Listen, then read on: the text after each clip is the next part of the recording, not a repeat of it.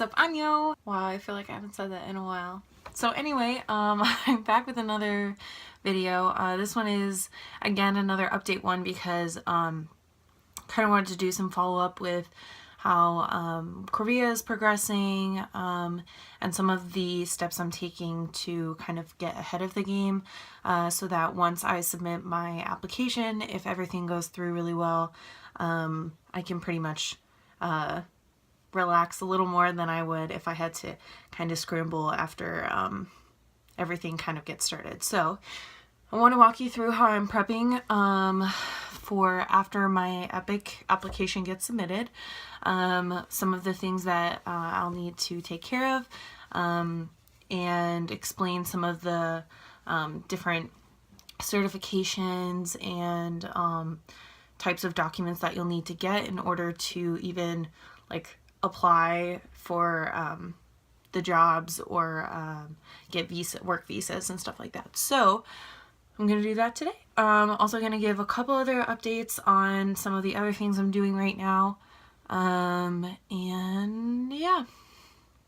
First things first, let me tell you about how my interview went. So I'm going to do like a really basic like vlog thing like I do at the end of some of my first videos to kind of just give you daily life clips because I've again not been vlogging because I've pretty much just been doing like the same thing every day and I just don't see the point in vlogging most of it. So you'll see that you'll actually see me right before my interview and maybe right after, I don't remember. But basically what ended up happening with my interview was I submitted my Korvia application and then the next day-ish, kind of within the next 24 hours, they emailed me back and I set up a time to have my first Skype interview with them to see if I was someone that they felt they could help get into the EPIK program. I headed over to my mom's house at like 7:30, 7:20 ish. And I was in full dress, like full biz cash, like a blue button-down shirt, black dress pants. I even brought like dress shoes in case they wanted me to like stand up and show them my like completed outfit. And 7:50 comes around and she doesn't call me, so I'm like, okay, well, I'll just like wait, maybe she's running behind. She doesn't, she's like, minutes go by, half an hour goes by. I email her to make sure that I had gotten the time correct because, I mean, Korea's, like Seoul, Korea is 14 hours ahead of Ohio. So 7:50 p.m. for me is 9:50 a.m. for her the next day. So this is Thursday night and Friday morning for her. So I'm like, what is going on? I email her and I'm like, hey, I just wanted to say, like, make sure that you got all of the information you asked for me. I had to fill out the questionnaire. I'm looking forward to talking to you. She didn't email me back and I'm like, oh my God, what's happening? I was so ready. She emails me and she's like, hey, I'm sorry, like something else, and I like had to be away from my desk and I wasn't available. Can we reschedule? So I look at the available times and they're either later in the afternoon, evening for me, or they're like 2 weeks from then. And I was like, all right, well, I guess we're just gonna do it later because I was not about to wait 2 weeks, especially because as I was progressing through my EPIK application, I started, well, I think I kind of knew this, but I don't think I've ever like said on the channel. So the EPIK program that I want to get into is the Seoul Metropolitan one, and that's first come first serve.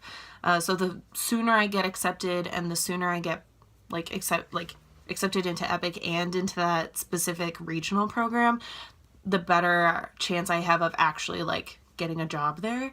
Or should I say the sooner I get accepted to EPIK, the more likely it will be that I'll get placed in the region I want to be in, which is the Seoul Metropolitan region. So anyway, we have the interview. She basically just asks me questions about like my teaching style. I think like I almost feel like she was just kind of reading through the questionnaire that she had me fill out before the interview, which, like I said, was just basic, like, information that they ask you on the EPIK application. Like, do you have any health issues? Have you ever been hospitalized? Do you have tattoos? Stuff like that. So anyway, she basically asked me all those questions, and then on the EPIK application, there are 3 personal essays. And I use essay loosely because that's what they technically call them, but they're only like, they're 200 to 300 word, like, short responses to 3 different questions. And those questions are like, what's your philosophy on teaching? How do you approach cultural differences, and why do you want to teach EFL in Korea? So answered those. That was fine. I think I was pretty much like right on. It's a minimum of 200 words and then a maximum of 300. They have to be like in Times New Roman, single spaced with 11 point font. So that was fine. So I did that. But she asked me like those basic questions in the interview, and I hadn't gotten to the essay part of the application anyway, because technically I hadn't been accepted to the Korvia recruitment program yet, because that's what she was interviewing me for. So get through all the questions, everything seemed good. You know how like when you're talking to someone and they like are like, oh, okay, yeah, like that's a good answer. So I got a couple of those, which was good. Yeah, so that was pretty basic. Ended the interview. She basically asked me like what documents I had already. So for the EPIK program, you need 3 pieces to apply. 1, you need the EPIK program application filled out. That's number 1. Number 2 is your 2 letters of recommendation. So like I said, they have to have a couple requirements. Like the person has to put your full name in it. They have to be printed on like official letterhead. They have to be ink signed. A couple other things. But all you really need to do is make sure that you communicate what the letter needs to have to the person that's going to write it, and you should be fine. And then lastly, you have to have your passport style photo that you'll attach to like employment applications. The next thing you'll start doing is getting into the specific SMOE, Seoul Metropolitan, SMO. What should we call that? I don't know. You'll get into the attachment form for that, and there's some other things that you'll need down the line, but they'll be provided once you have a job there and stuff like that. So first you have to be accepted into EPIK, and then you can apply to the EPIK Seoul portion. So yeah.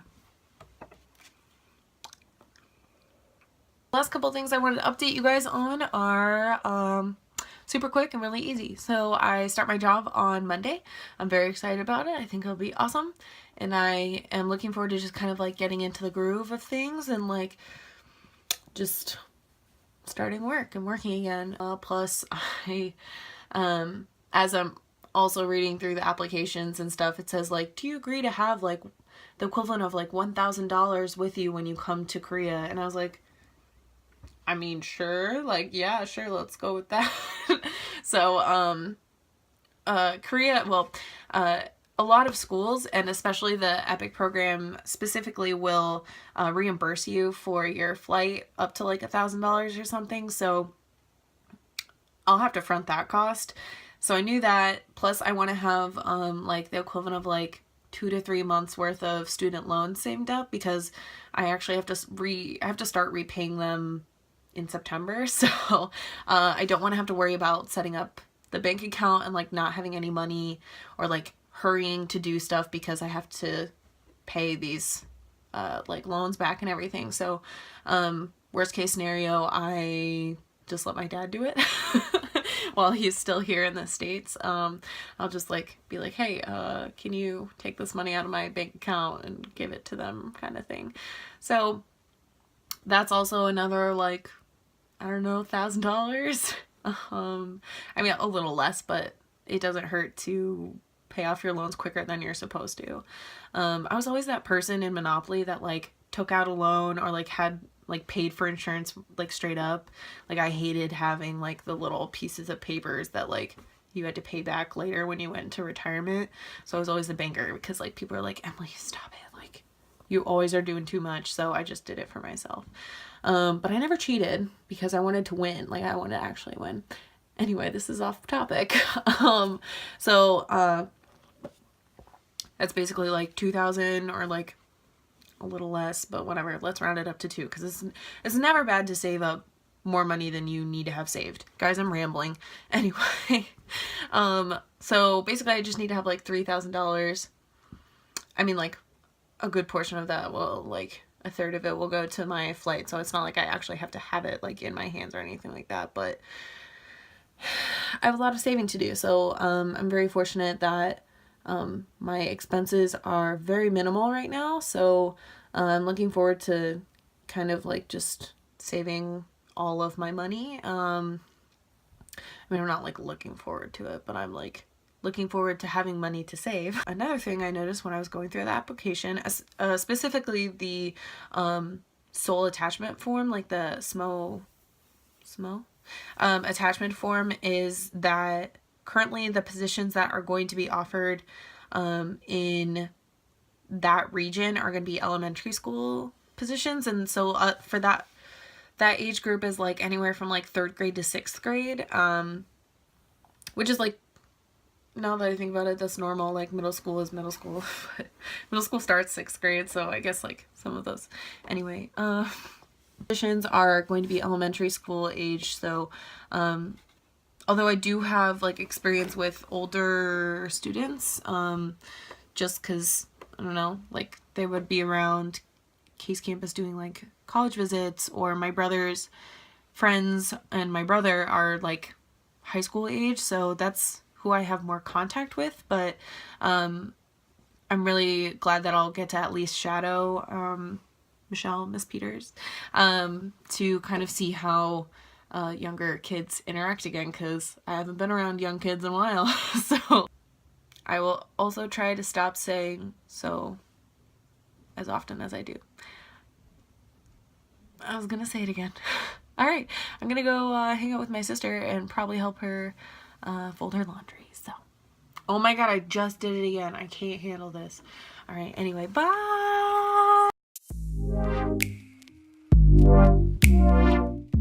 Hey, what's up, Anyo? So today I am in Cleveland helping out at my brother's choir concert at the Cleveland Museum of Art. But before I do that, I'm gonna hang out with Mandy a little bit. We're gonna go to this tea house place. I'm really excited. It's in Ohio City. I'm gonna drop off a new member, and yeah, it's gonna be fun. Maybe hopefully we'll get dinner if Matthew doesn't have too much homework, but stay tuned.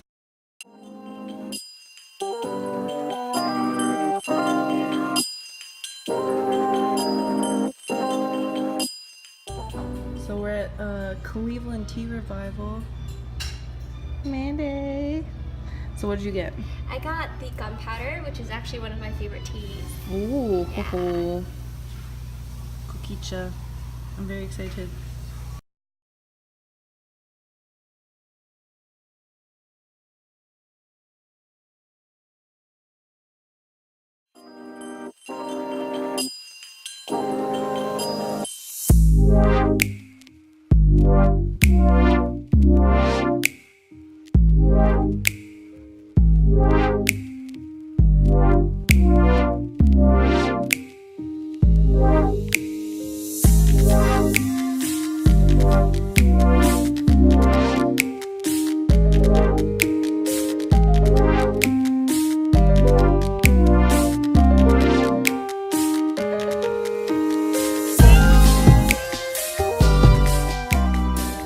Well, we just finished this concert.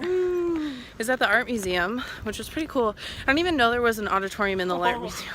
Look at that.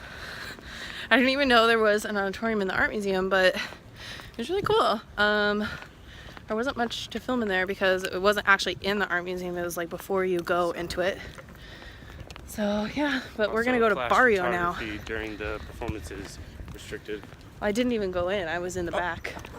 I didn't think I need to watch a choir concert when the point is singing. It was a good.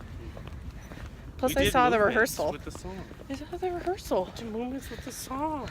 You rehearsed the movement. Okay, fine. Anyway, we're going to Barrio now, and hopefully, yes, Botanical Garden is much less crowded. So, Guacamole. I'm so smart. Guacamole. Queso. Guacamole. All right, let's go.